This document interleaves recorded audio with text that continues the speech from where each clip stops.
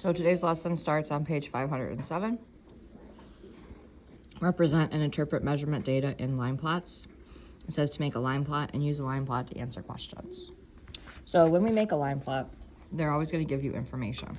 Your first job is to put them in order, and it even says that, from least to greatest. This is always going to be our step one, no matter what, because you need your numbers in order from least to greatest to know where the line plot should start and where the line plot should end.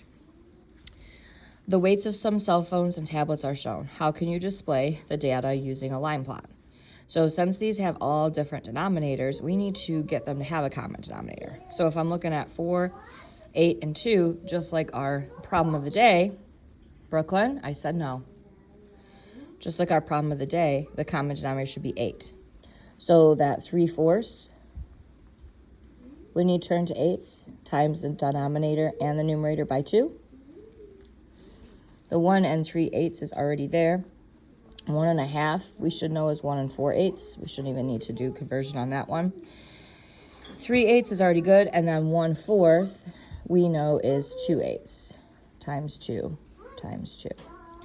So of all those pieces, the 2/8 is the smallest, but we have to go back to the 1/4 in order to have our numbers in order from least to greatest.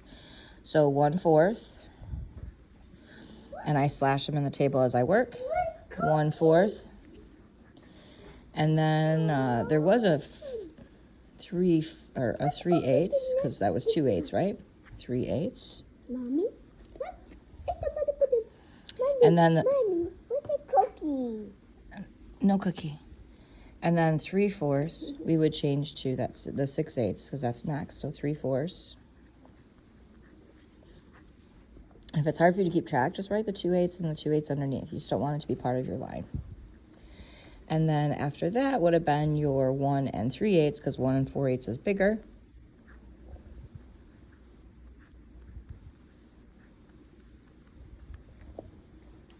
And then it says to complete the tally table. Now, before I do that, I always do a second step, and I go back and I make sure that I have the same number of data points. So there's 1, 2, 3, 4, 5, 6 numbers. 1, 2, 3, 4, 5, 6 numbers here as well. Gotta make sure you do that. All right, now in your tally table, you go from least to greatest as well. So 1/4, 3/8, 3/4, 1 and 3/8, 1 and 1/2. There were 2 1/4. There was 1 3/8, 1 3/4, 1 1 and 3/8, and 1 1 1/2. This is where you know how many. This determines the number of x's that each spot will get on the number line.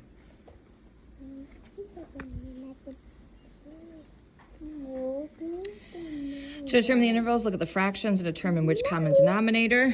So again, it's telling you you need a common denominator, and we chose as being 8. So that's why. Okay.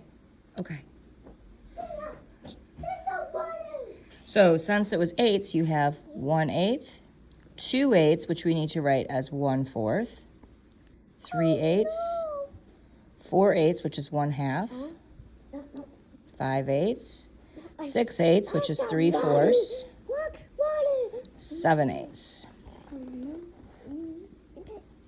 And then we're going to do the same thing again. So this is 1 and 1/8, 1 and 1/4, so that's 2/8, 1 and 3/8, 1 and 1/2, 1 and 5/8, 1 and 3/4, 1 and 7/8.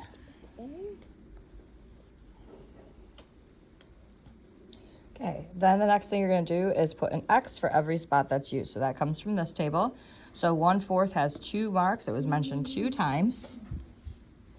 So you need 2 X's on 1/4. 3/8 gets 1 X. 3/4 gets 1 X. 1 and 3/8 gets 1 X. And 1 and 1/2 gets 1 X. Now the next thing you need are the labels. The labels actually come from from here and from the problem, or if they give you a tally table, it's there. So I'm gonna take you back to here. You see how it said here, weight in pounds? That's gonna be what goes here. And that was also the labels here.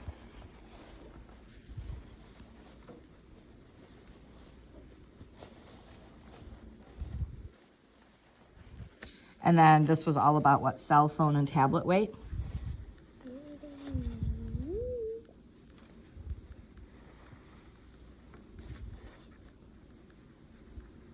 We get that information from the tally table, as well as from the problem. It said the weights of some cell phones and tablets are shown.